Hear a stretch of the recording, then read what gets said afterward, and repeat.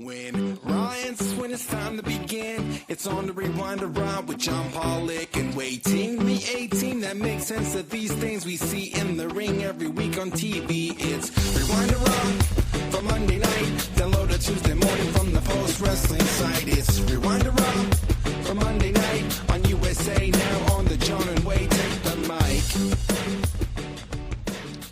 And it is John Pollock along with Damian Abraham, who I can see in the screen was singing along with the song. I feel honored. If we could get the Damian Abraham cover, that would be something else. I don't think I've ever been on the show where there's been the entrance music. Like normally, that was added post. So being here, hearing it live, like I'm hyped. Like I feel like, I don't know. I feel like I'm just ready to hear you and Wai talk and not actually have to talk myself. So, well, we can start the countdown. Wai Ting returns in 7 days. I'm here to make that time seem even further away for everyone here. I'm on the last to call list on the post. No, you're not. No, you're not. When I thought you would be too above this kind of thing, but then you said you were down, so I took you up on that offer. Oh, this is my most listened to podcast. I listen to you guys all the time, every episode, still, and and it's not just when you're going to make fun of me on air. It's every episode. Damian's been dropping some big interviews of late. Kate Nash recently, Bob Mould, we mentioned Billy Idol. Fred Armisen has been known to stop by, turned out a punk. I think multiples you've done with Fred. Fred's been on quite a few times now. Fred's the one person who has not learned that you don't answer Damian's call. He needs to go to the John Pollock school of dealing with Damian, which is, oh shit, Damian's calling. Decline. Not true at all. I always answer when you call. He hasn't learned that yet, John. So no, it definitely, like, that's the reason I keep doing it, is just because every time my brother books a guest, I'm like, oh, I can't wait to talk to this person. This person's interesting. And when you get a guest like Billy Idol, how much advance notice do you have? Like, is it, hey, you're interviewing Billy Idol tomorrow? Well, it's been like, as I told you before, it's been like 2 years that my brother's been kind of working on this. And every once in a while, he'd be like, hey, Billy Idol's publicist wrote and said that Billy's going to be doing stuff soon. So, but I feel like... And he's promoting a book, right? So No, he's promoting a new record. The book's kind of old, but I just... Okay. I went back and re-listened to the book, and it's a great book, by the way. Like, he reads it very sexy. And there's a sultry kind of read to it. Oh, so he does his own. He does his own on the audiobook, and then there's a lot of sex stories. So, okay, it gets a little naughty when you're listening to that audiobook. But yeah, I went back and listened to it. He's got a brand new record that he's kind of promoting. He's got a duet with Avril Lavigne, in fact. Yeah. This was all news to me through you on the show to get all my Billy Idol news. But I feel like with Billy Idol, he's someone that I've kind of been preparing for it my whole fandom of punk rock, because he was in this band Generation X. That's a huge band for me. And then he's Billy Idol, he's like Hulk Hogan for music, but a good person, unlike Hulk. My favorite on these shows is when he's telling a story and he's searching for the name and you just have it right away. I mean, it's I marvel at just the fountain of information that you have stored on these shows. Like, I'll say 80% of what you're talking about, is just so above my head, but you speak with such authority about this. I marvel. There's no preparation that can do that. Your whole career is a preparation for this show, basically. Well, because before I started doing Turn Out a Punk, I listened to you and I listened to Colt Cabana, and I'm like, the punk rock authorities of pro wrestling. No, but I looked at Colt Cabana with his lived experience in it, and I'm like, okay, I have that. And I looked at you with your knowledge, and you know more about wrestling. And I know someone would be like, oh no, this guy knows more. But honestly, John, you know dates and crazy shit. So I'm like, if I can be the John Pollock of punk, I think this podcast will work. If I can just have, and that's the thing is I think I know about as much about punk as you know about pro wrestling. And I feel like whenever someone throws out a thing, I can just talk about it. Same way, if I could throw out any random wrestling name, you would know and be able to go off on it. And that's what I was like, okay, I'm going to be the John Pollock of punk and know all this shit. And it sounds like I'm making this up now, but I swear I've told Way this if I haven't told you this before. I'm following along we are doing this live as the Canadian federal election is winding down. It's a nail biter now. We have the Liberals are ahead of the Conservatives by 4 seats at the moment, with polls still being tabulated. So we might get a result by the end of this show. We might not, though. It's a close one. So we will see what happens. God. This is just as nerve-wracking as when the TNA sale went through just before I did review Away with you that time. Oh, yeah, that was a very chaotic day for many reasons.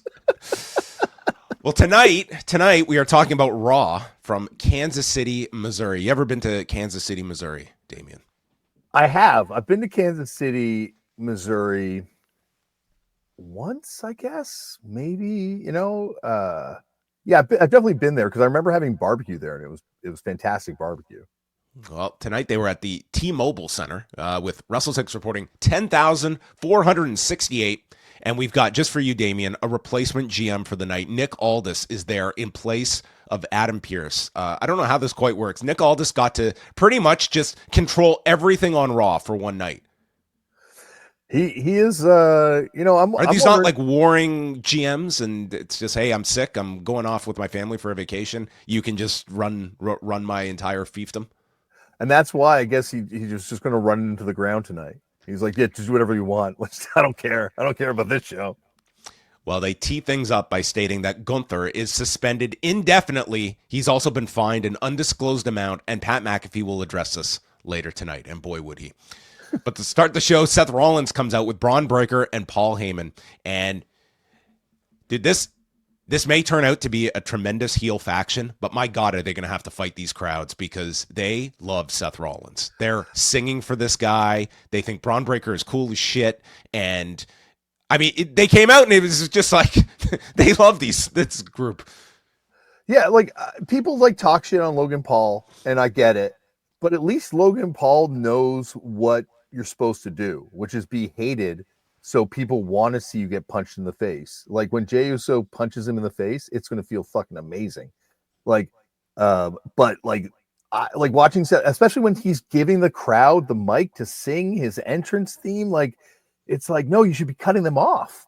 Like this whole thing is we're going to like, and I guess like throughout the course of the shows, I'm sure we'll talk about, they kind of, they build up the heel heat a little bit with him and make him the bad guy a little bit. But I don't know. I was like, I wish he was, it's a perfect opportunity for him to kind of like turn this audience against him when they're that much in love with him. So Rollins addresses the crowd. He says, I know it's hard for some of you that are all still chanting for CM Punk. And he stops, thinking that the whole place is going to erupt in CM Punk chants. Dude, there are none. And he just waits and waits. And then it's like these forced Punk chants. And then he says, and for all of you that are still pointing up the one, at least the fans, okay, that we can do.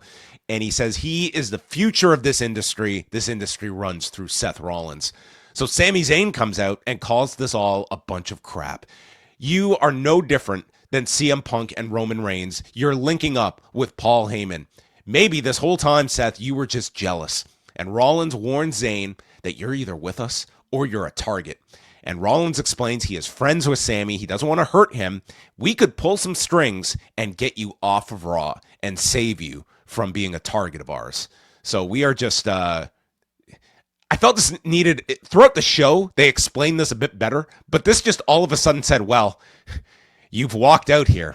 You must leave the show. And that's that. Not a, let's just call a truce. Let's just go our separate ways. No, you are going to leave the show entirely. So this would be the show-long decision that Sami Zayn would have to make by the end of the night if he will leave Raw or if he will stay on Raw and become a target.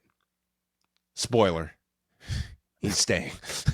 That would be awesome. He's just like, you know what, guys, I gotta go. This is way too scary for me. Yeah, this is too much. There's 2 of you and 1 of me. Rhea Ripley and Roxanne Perez was our first match of the show. They mentioned the 2 had a pick your poison match 3 years ago. Perez throws her jacket into Ripley's face, allowing her to chop block the knee and would work the knee. This was very reminiscent of Tessa Blanchard's offense on the Rebellion pay-per-view on Sunday. Did you catch Rebellion? I did not watch Rebellion, but Tessa Blanchard was one of the worst interviews I've ever done in my life. So How far? I interviewed her one time, and she was not stoked on having to do the interview. It wasn't for the wrestlers; it was for Vice Daily. Oh boy! And it was very, John, and you've been there when you get that person that does not want to be there. Yeah, been there many times. Yeah, she definitely was any place but being interviewed by Damian for Vice at that moment. Well, she's unfortunately become a Vice for a fandom as well with some of their treatment of her. Perez wraps the knee around the post and then uses an Indian deathlock. Then we see Ripley get her up for a razor's edge and gets a 2 count. She's limping around on the bad leg, and then Julia appears for the second week in a row, distracting Ripley. And Ripley blocks a pop rocks, grabs Julia, and then rolls out, headbutts Perez, and as she's going for the riptide, Julia attacks for the DQ at 11:49. Crowd was not happy with this finish, and they're double teaming Ripley when Io Sky runs down, stopping Perez and Julia, and then as she goes for a springboard, gets knocked off balance, so they're beating down Io when Ripley clears the ring, and we have Ripley and Io side by side with Julia and Perez, who are kind of in this weird in-between between NXT and the main roster. Perez, this has been her case for like months, but now Julia, this is 2 weeks in a row they've used her on Raw. Yeah, she's got such natural charisma. Like, I know that was like, oh, is she going to be able to carry that over when she gets to WWE? But I feel like, yeah, she's got this thing where you just want to kind of see what she does. Maybe this was the segment that they just wanted to send to Mayu Iwatani, saying, this could be you. This could be you. Come here. I get the mommy thing, but Michael Cole's got to stop saying mommy on commentary because it's super weird. I guess that's there's a lot of range of which Michael Cole seems to exercise with where mommy coming back. It's like, oh. Judgment Day's in the back. The gist of this is that Finn Balor is out of the loop. No one's telling him about anything. He didn't know JD was coming back last week, and he was also not informed that he's got a tag match with JD against the War Raiders tonight. And so, the fraction continues with a. Is that it? The fracture continues. Yeah, the fracture works. Fracture. Logan Paul comes out. Another wordsmith here. He brags about his win over AJ Styles and starts insulting Jey Uso. Just out of nowhere here. Paul says he's done everything in wrestling except win a world championship. So this could be it for him. He says that Jay's days are numbered as champion. Jay comes out, calls him a punk-ass YouTuber, and says that I'm not going to just hand this title over. And he challenges Logan Paul to come get it. And later tonight, Logan Paul would just come and get it.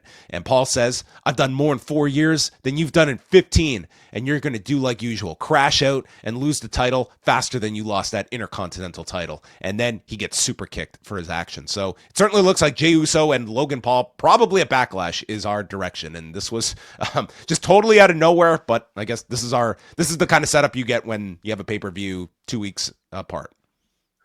That's why, like, Logan Paul, never watched his YouTube content, really hate him just on sight for some reason. But that's why he's been to Japan. Unlike you, he cannot go back to Japan. Yes. Yeah. Like, it gives me more reason to love Japan, the fact they won't let him in. But that being said, like, that's what you want from a heel. Like, I do want to see someone beat him really badly. Like, I want to see that happen. And I feel like it can come out of nowhere, this guy, and you don't really need a lot to kind of get that fire going in the crowd to want to see him lose. Because I think this is a good opponent for Jey Uso coming off of WrestleMania. Like, this is always a tough position, like the first title defense for your big champion you crowned at Mania. And I think Logan Paul on a couple weeks build is a great opponent for Jey Uso to have. And yeah, it's like this wasn't really teased beforehand, but it's a fine title match to go to.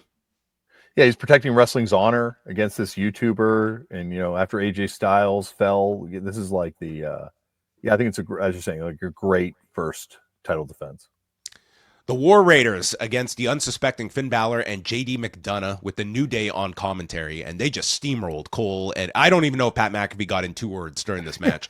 So Ivar is on the floor and he runs with his running cross body right into the LED screen at the side of the ring, and everyone goes nuts. He misses, and Woods just says, they only cheer because he's fat. Like, that's his whole analysis of Ivar. He's only over because he's fat.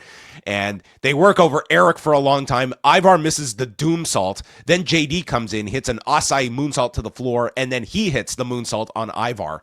Eric makes the save. New Day are yelling instructions from the desk. Ivar gets sick of them, throws Finn Balor into the New Day, and crashes into them.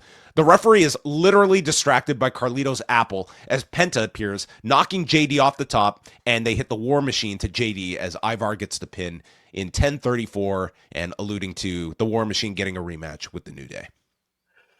Yeah. Finn Balor's got the best body in the world, man. It's crazy.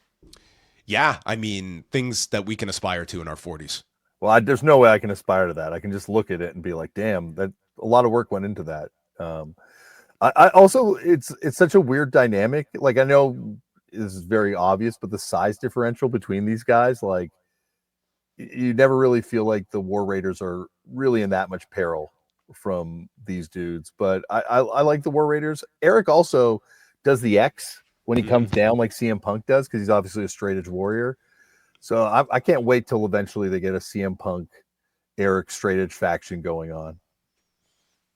Straight Edge Society Part 2, but like this time it's actually with other maybe all three of them, the Eric, Ivar, and Punk, can come out at a Mania with Clash of Clans outfits. Is Ivar straight edge though, John? I don't know. I don't know about Ivar. Yeah, he doesn't have enough tattoos to let me know for sure. Because Eric's definitely got a few straight edge tattoos. He's got the Path to Resistance eagle on his chest. I know you're a huge fan of the Path to Resistance record. Love them. And he's got like the X right there below it. Anyway, this is for my tattoo body art podcast, not here. You've given more character depth than they have to the War Raiders in these last 2 minutes. I would love to hear them kind of explain going from being a Viking to a biker and the transition from riding on ships to riding on motorcycles. That would be a great 2-week story to explain. I would go for it. I'm there. Zayn is in the back with Otis, tapping into Otis's expertise on what to do. Heyman walks in, and they remark that they are OG bloodline, but he blew up what was left of the bloodline, this being Heyman. And Heyman explains that Braun is demanding a match with you, and we can't tell him no, because Braun is the key to our plan. And Sammy, if you accept this trade to SmackDown, you can avoid all of this, and you get the winner of Cena versus Orton. No questions asked. You can live in the future or die in the past.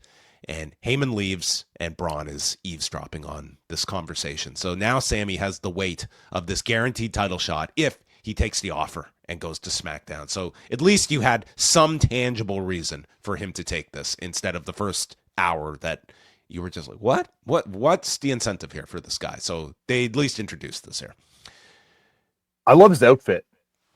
Sammy looks like he plays in Lungfish or something with that. And he's wearing, I think the shirt's made by Penguin, which I don't even think is a brand anymore that makes clothes. So he must have been holding on to that shirt for years, but it's really like, I don't know. There's just something about the way he's dressed tonight that I was kind of obsessed with. I think in contrast to the way everyone else on the show's dressed too. Yeah, he's got a definitely more grounded approach to style. Especially today, though. Like this outfit in particular, just there it is. Like he's got this Penguin shirt. And I used to get free clothes from Penguin, so that's why I clocked it. But I'm like, I don't think they exist anymore. Probably because I got too many free clothes. But he's got a brand new Penguin shirt that he's popping out of the closet. Boom. Becky Lynch comes out to address her attack on Lyra Valkyria last week. Man, they just torpedoed through a bunch of stories here in like 30 seconds. She says, Bayley was taken out right before WrestleMania. We're not going to do weeks of who done it and guessing who the culprit was. I did it, okay? So she attacked Bayley before WrestleMania in order for Lyra to find a partner that she just knew she'll pick me. So she picked Becky. Then Becky takes the spot. They win the titles. And then she turns on Lyra on Raw after losing the titles. So We are not doing any prolonged story with Bayley, although Bayley is going to be attached to this. And her explanation is because she has been attacked by Bayley nonstop since 2019. She never apologized and makes fun of Bayley, crying that she's not a bigger star. And she explains how the friend of my enemy is my enemy. Lyra, you wouldn't be in this business without me. But then you started teaming with Bayley, and she calls her a bitch and a loser. So this prompts Lyra to come out. Says, I was warned about you, Becky, but I didn't buy into it. But now I see it all, and the illusion of Becky Lynch is dead to me. I will make you pay. I beat you for the NXT title. Becky says she's challenged to a fight, but Becky only fights when it matters, and it doesn't matter in Kansas City. So Lyra then makes the challenge for Backlash. I'll even put my title on the line. I'll say Becky's plans, they fall into perfect synchronicity here. She just lures her into this title match for Backlash and gets it. And then Becky runs away, and as Lyra's leaving up the stage, gets jumped from behind. So yeah, Lyra looked kind of foolish by the end of this entire thing, but Becky gets her title match, and I guess eventually something with Bayley. Her and Seth Rollins, when they get back from Monday night, they must both be like, hey, how's it going? I'm doing all right. Because she's like screaming out there for this promo. Yeah, this was out of control, crazy heel promo, Becky. I thought it was great though. Like I love the energy there, but yeah, it was definitely. She came out at 10, and there's nowhere to go but 11, I guess. After you start there, I feel like Bayley's got kind of one of the biggest stories coming out of WrestleMania weekend in the behind the scenes stuff. Like a lot of people were upset that she wasn't on the shows. Obviously she's doing the press run saying, oh, it wasn't a big deal. I kind of knew this was happening, blah, blah, blah. But I feel like there's a lot of like sympathy for her right now. And it feels like this might be something that in a different time, the audience would sort of hijack the show for. I see that being a big focus of this whole Becky thing that they have laid out here. Unfortunately, I don't see Lyra being too involved in the. I think Becky beats her for the title, and then whether you put Becky in this big heel group with Rollins and Heyman or keep them separate, I think you're obviously going to get to Becky and Bayley. I hope Lyra doesn't get just lost in the dust here, which is possible. Yeah, there's got to be someone sacrificed. Nick Aldis is with Penta. He makes a match with him for JD McDonough next week. And then Gable and Ivy Nile come in and just make fun of Penta, call him a luchador on the descent. He's like, I've been here 2 months. And says how he dropped the big one at WrestleMania and your useless brother losing to El Grande Americano. This is enough. Penta he'll get called old. He'll get made fun of for losing, but don't you call my brother useless. And he attacks Chad Gable and leaves him. Then it was time for the Rusev video. What a video this was. He says, I once had it all. Fame, gold, the tank at WrestleMania. But then I lost myself. I left the WWE and on my way home to Bulgaria, fell into the abyss.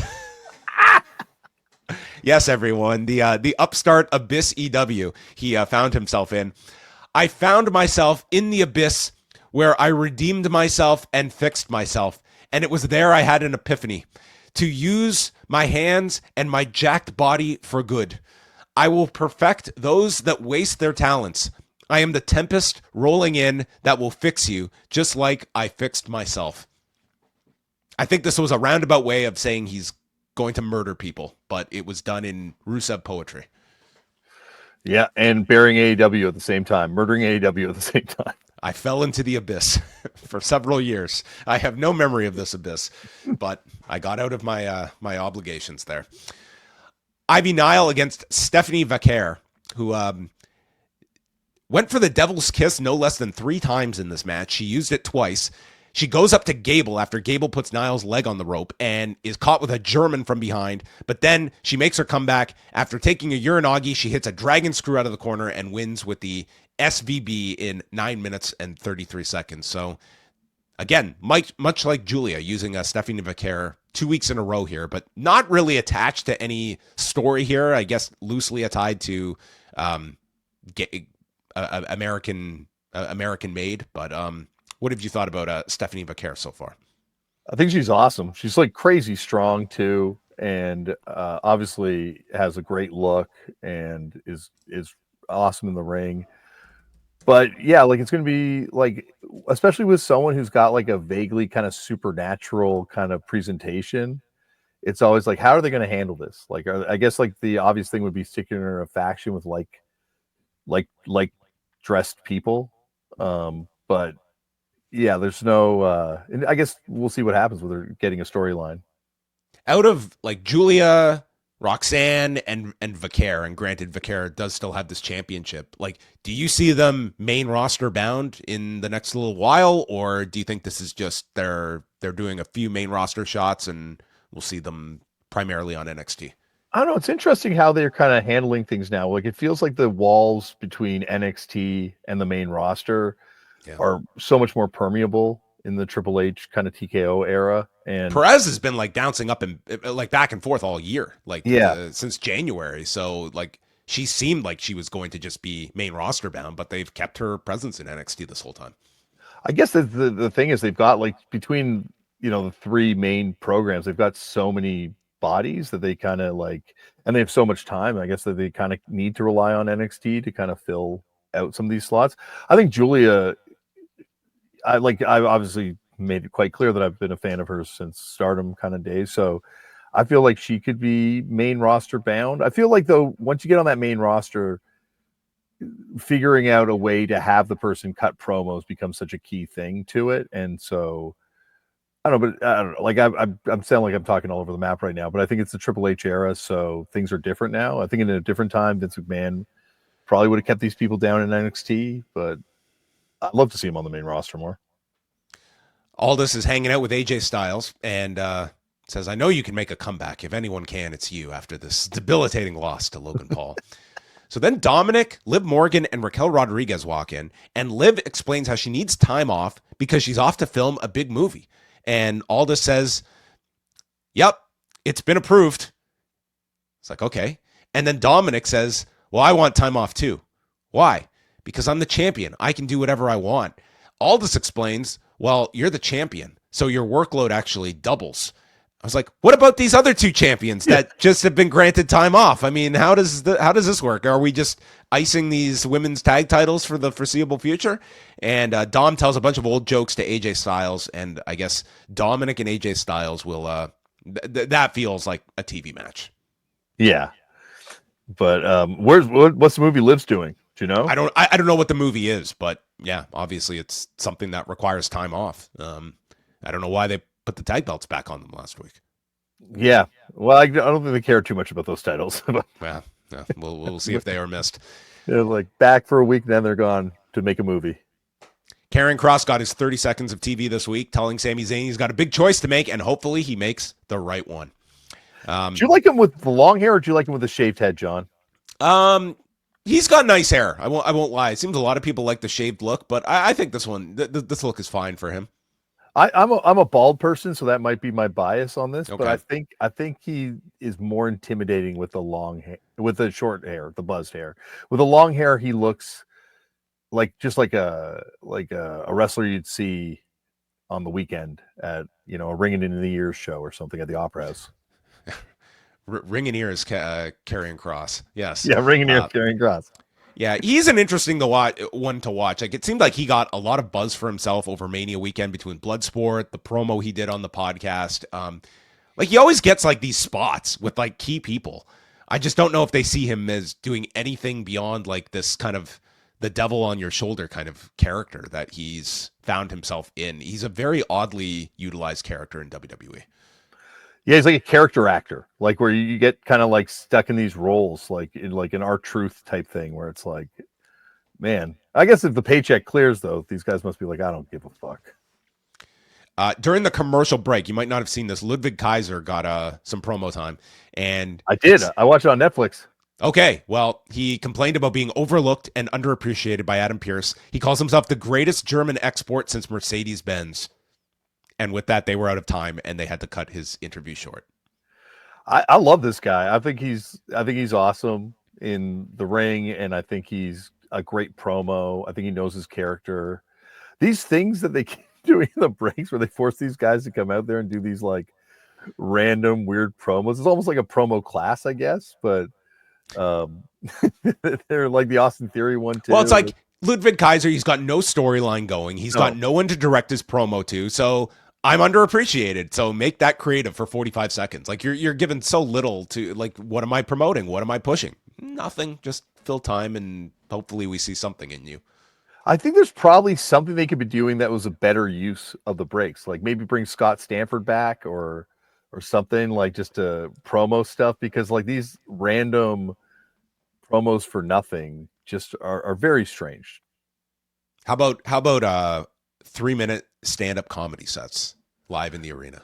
That went over so well with that Kill Tony thing. Like, who didn't see that as being a train wreck? Like that was a check in the mail that this was going to be a huge disaster. That was the appeal, I think. I guess that was the appeal, but like this is like it's like that's the appeal for, you know, the fans of this kind of stuff. But you think a corporate entity like the WWE, which is, as you know, very, very cautious with who they grant access to, deciding to give this clown show access to their brand, it's like, holy God, what are you guys thinking? I think they want to totally lean into like that aspect of things. I think they know what audience like a Tony Hinchcliffe brings, and I think this was their example of like going in that direction for something that hopefully we're not going to get any heat for, because it's not broadcast. I think if it was broadcast, I think you would have seen a lot. Like, granted, the audio got out there and everything, but it was, I don't know. I don't know if they'll do one of these again, just for that fact. I don't know if these performers are necessarily going to want to do it again, knowing that this got out, because I think many were doing it with that note that, okay, 2,000 people are going to hear these jokes, and that'll be it. If you didn't think it was going to get out, then you're an idiot, because like I was thinking, like, how would I smuggle a microphone in to record this thing? Because like that became the thrill as soon as they announced it. It's like, oh, I can't wait for this to leak, because it will definitely leak. So Michael Cole and Pat McAfee are back to react to the attack by Gunther last week, and Pat is going to address Kansas City by getting on top of the desk, and that some people have forgotten who I am, including myself. I went from an irrelevant bum to someone known across the country. I'm not better than anyone, but I want to be known as a hard worker, and that's when I'm dead and buried, I want people to say that I gave back, that I left the world a better place, and that I'm one loyal motherfucker. He says there's one person who's been with him from the start. That's Michael Cole. I'll be loyal until he's in the soil. And he calls Gunther that Austrian asshole and warned him not to test Gunther. Well, fuck that. If I die, I die. And he calls out Nick Aldis. And then, what did you think about Pat McAfee's promo here? I mean, he was very much trying to channel like Dusty Rhodes here. Yeah, it was weird. I think it would have been way better if he did it in the ring. I think standing up there, the angle they were shooting him at made his legs look really squat, because they're shooting him from like a low angle and he's looking down in the camera, which I know he was doing for the effect of being able to look right in the camera and do it. Also, I know it sounds like I'm talking about fashion, and anyone who sees me right now knows I'm the last person to be talking about someone's fashion and complaining, but did he spill something on his jacket and that's why he had to take it off, and that's why he's only in like a black t-shirt and black pants? Like, it was hot. I guess that's it. Like, he blends in. Like, it's like he's in camouflage for the Raw set. Like, he's like, just looks like a floating head and arm. Floating head. Like, it's so weird. Like, even now looking at him, it's like his legs are kind of blending in a little bit to the table. It looks like he's like emerging from it, like Terminator 2000 or T1000. He needs a fuchsia overflow.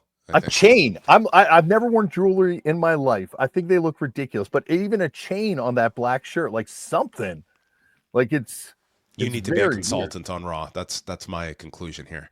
He's like the roadie from Boots and Hearts Festival. That's like, or the sound guy at Boots and Hearts Festival.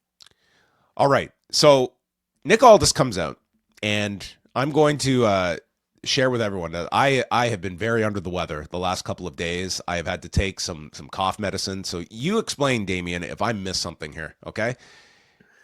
Pat McAfee explains, I'm not happy that Gunther's been suspended. I want you to lift his suspension because I want to fight him. Nick Aldis says, I've already spoken to Adam Pearce about this. The answer is no. But he says, the answer is no. You are both too valuable for this company. However, we can lift his suspension for a contest in the ring for you two to have a match at Backlash. It's like, what? You literally turned down his request before the caveat that I will absolutely give in to your exact request that you have given. Did I miss something here? No, and there's no way, no matter how much cough syrup you've consumed, that you're higher than I was watching that segment. But Okay. I will say that it made no sense to me as well. He literally said, you're too valuable to, both of you are too valuable to this company. However, we can lift the suspension and you guys can have a match at Backlash. Pat McAfee's thing sounded like he wasn't ad-libbing it, because he obviously had, but like the verbiage did not match what Nick Aldis's verbiage was when he came out there. And it felt they were on different pages. Even the way the promo kind of ended, when he looked in the camera and the camera wasn't there, like it seemed like he was kind of doing his own thing, which makes sense. He does like a podcast, like, you don't follow scripts on these things. Well, so we will get this in 2 weeks. Listen, I thought the angle was excellent last week, and I do think there will be a lot of interest for this that they have with Gunther. Doing a match with Pat McAfee after, it's been a while since they've seen him in a match, and where you can go with this afterward, whether this is ultimately a setup for Goldberg coming back and doing that match with Gunther or something else. But I do feel this will be set up pretty well for Backlash, given the novelty of McAfee doing a match.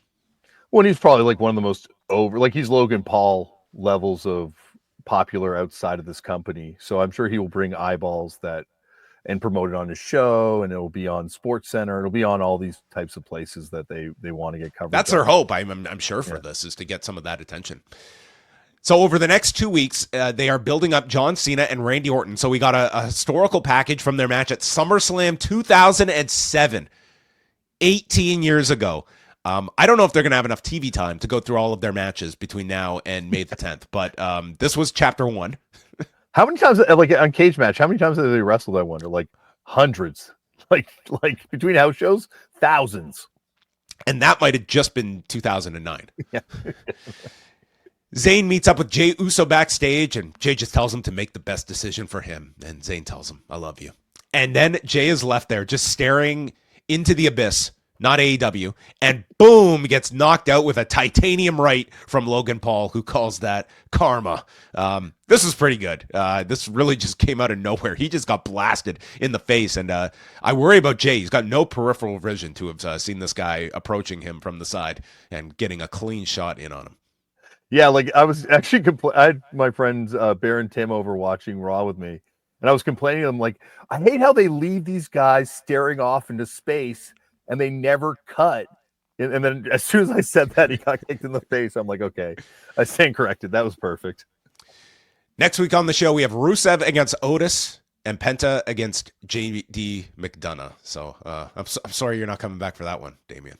Well, Penta, I forgot to wear my Penta mask, John. Like that was I meant to wear my Penta mask. I was hoping he was going to wrestle today so we could talk about Penta, but anytime you want me to come back and talk about either of the Lucha Brothers, I'm only a phone call away. You're in tight with the Lucha Brothers, aren't you? I would say definitely Phoenix. I got pretty close with when we were making that show. Penta, we only hung out with a couple times, but can I tell a quick Penta story? Go ahead. So we're filming at Florida, and Penta shows up at the CCW show, and DJ Hyde, as he shows up, is like, "You're going to be in a death match today against Matt Tremont," and he's like, "No fuck." Like waves it off. No way.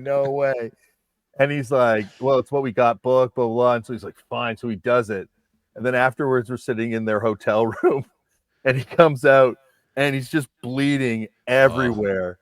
Oh. And like his English has gotten a lot better than then. And Phoenix's English was better than his brother's, Penta's English. But he just turns to me and he just shakes his head and points this gaping wound on his inner thigh from a light bulb tube. And I'm like, yeah, rough day. Definitely. So he's doing a lot better now that he's made it here. Dude, I got to get to WWE yesterday. Yes, I feel like those two. I feel like Phoenix, as Rey Mysterio's entering the twilight of his career, and there's very few people that are natural baby faces in the way that Phoenix is. Sami Zayn, I feel like, is a natural baby face, and I feel the same energy from Phoenix, where you just like want to root for this guy. 6 years ago, you would have been a heel by now. I know, definitely. They would have fucked this way up. Take the mask off. Yeah, Benta's got to take the mask off as soon as he gets there. He denounces Mexico. Yeah. And he joins Chad Gable. That would be week 3.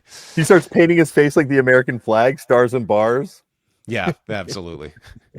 And he'd respell Phoenix. Yes. My new home. Seth comes out for the final segment. This is when Damian messaged me and said, "What happens if the show goes long?" I'm like, they're going to wrestle for at least a half hour now. I thought the opposite. I thought they were just going to do this talking segment and end early. I wasn't even thinking we were going to get this match at the end, but I guess I should have thought that. So Zayn comes out to make his decision, and he states how Zayn says, we have a long history together. Rollins says, when I had my child, you were one of the first people I called, and you gave me advice that changed my life. Now I'm offering you the advice to change your life. Take this trade, move to SmackDown, because bad things will happen if you stay here on Raw. And Zayn's just looking at him. He's like, listen, dude, I'm not going to that 3-hour show. There's no way. And Zayn apologizes if he's hurt his feelings. Everything you've said was true. Our kids play together. We've been friends a long time. Everything you say out of the ring is true. But when you're inside this ring, I think you're playing games. Rollins knows how much I want the world title. You're dangling that in front of me, but I've never run away from anything. And you're threatening me, and says that I can live with being a target. I can't live with being blackmailed, blackballed, or extorted. I will become world champion, but when I do, it won't be because of any favors. I'm going to do it the right way. I respect you as a friend, but I'm telling you to go to hell. It's like not much of a friend, to be honest here. And with that, Bron Breakker enters with Heyman, and we go into our impromptu match with Sami Zayn minus the penguin shirt against Bron Breakker for the final 15 minutes of Raw. And Zayn gets his head drilled into the desk repeatedly and then hit with the flying clothesline. Zayn mounts a comeback with a sunset flip powerbomb. Heyman starts to look concerned, and then Braun turns it up. He hits the Breakensteiner, pulls down the straps, and goes for a spear and is met with a kick and an exploder. Zayn then runs at Braun and gets his first spear.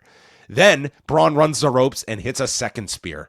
Rollins tells him to take him out. There's still time to take the deal. Zayn again tells him to go to hell. So now Braun hits another spear as Zayn rolls to the floor. The EMTs get called in, and Rollins gives Braun the signal. He slashes the throat, and he sprints around the ring for a fourth spear. And these evil heels are met with the chant one more time as Michael Cole is pleading that Sami Zayn can't breathe. The referee calls this off, saving Sami Zayn's life. The crowd boos. They continue to chant one more time. And Rollins explains to Braun, this is your first lesson of being a superstar. He made his bed. Now he's got to lay in it. And Rollins hits his former friend with the stomp. And how does the crowd respond? They sing for Seth as we go off the air. So that was the end of Raw. Sami Zayn left for dead. And again, I think they are going to have to work really hard to keep this group heels among this audience. But yes, we got the destruction of Sami Zayn. Yeah, like they're not really doing, as I said at the top, they're not really doing any great service to making themselves into heels because they do come off kind of cool. And yeah, like it's gonna be interesting how they keep this going with them as the bad guys, especially because Sami Zayn, I would feel like if there's anyone that's going to be over with the crowd more than them, it would be probably someone like Sami Zayn, but apparently not. I mean, he's the guy that you would think would elicit that sympathy, but I think the audience, I think they're just in, like we see so many of these heel attacks now, whether it's Jacob Fatu or with Bronson Reed. It's like they just get into these attacks on the baby faces, and the one more time just becomes like it happened last week with Becky Lynch and Lyra Valkyria. I think it's just kind of ingrained now in these these audiences to just cheer on these big moves, even if it's the babyface getting murdered, which was the case here. But I mean, this group, it's like, it's a cool group to a lot of people. And I think you're just going to have to fight a bit of that, because I think overall the crowd really likes these three together.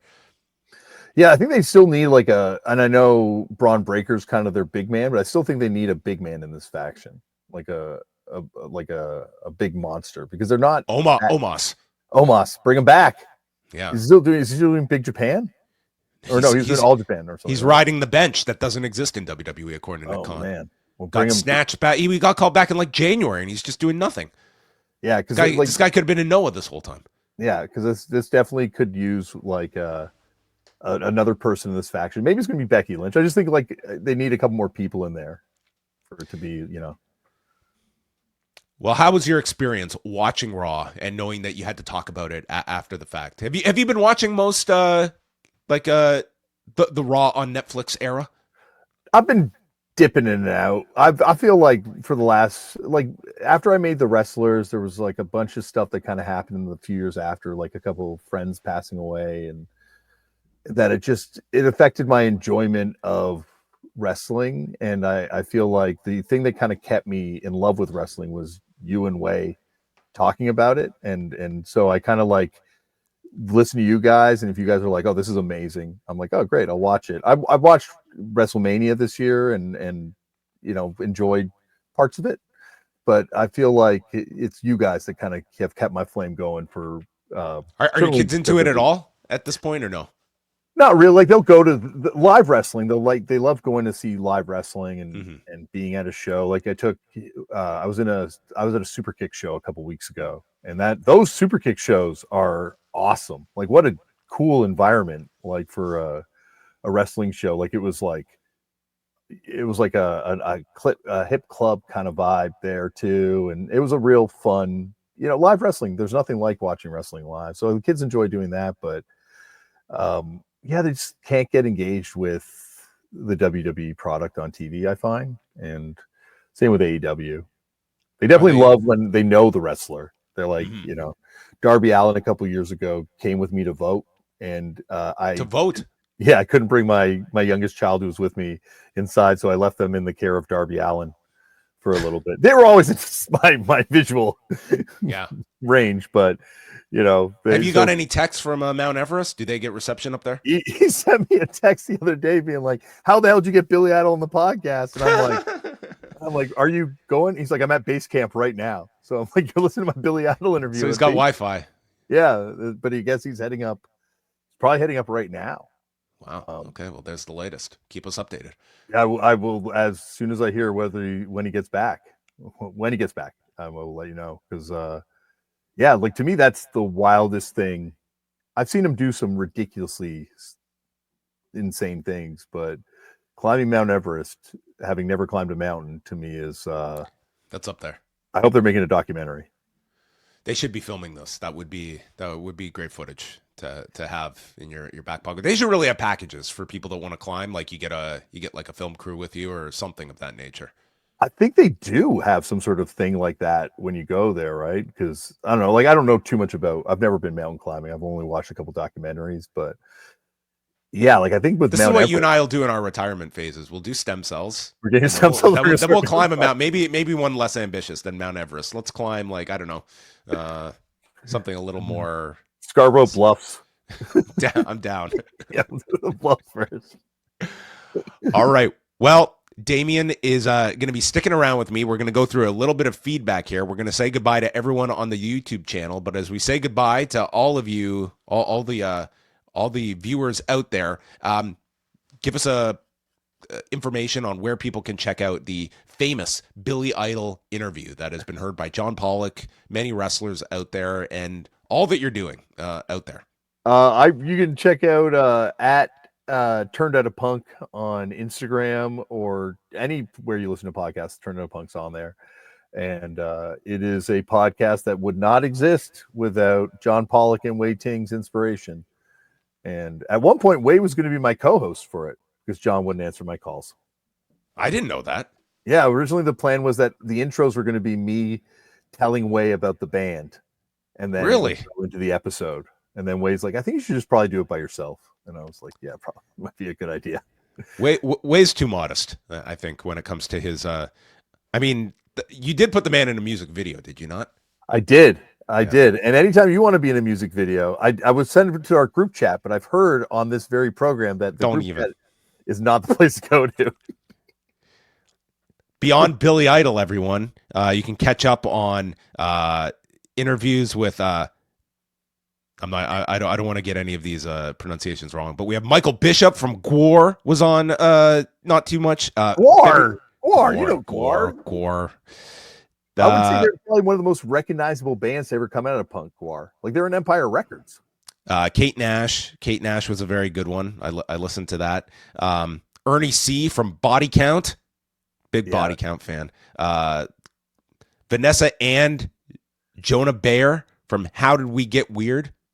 Vanessa Bayer from Saturday Night Live as well, and right. Yeah, just these are very impressive names that you are always able. Well, shout out to Tristan Abraham as well, the booker extraordinaire here, the magic behind Turned Out a Punk. Well, Vanessa and Jonah are my friend, but yeah, Tristan a lot of the other times he books them. Okay, you take your credit where it's due. I got to do a name drop somewhere in this episode, John. I think I've done a couple. All right. Go to Pooza Fest in Montreal. Catch Damian Abraham, whether he's taking chair shots as well at the local wrestling show. On top of that, you can get the whole Damian Abraham experience, punk, wrestling, and if you go up to him, he will give you a hug if you give him the code word Robbie Brookside. No, what was the code word? Ultimate Throw Ride. I think it was what we made the code word to get a hug from John Pollock that one year at WrestleMania. Yeah, and that was it was both helpful to my ego that so many people came up and said that, but also frightening for one-on-one social situations as well. So I thank you and Braden for that as well. All right, we're going to say goodbye on the YouTube channel, but on the cafe, sit back. We're going to go into feedback.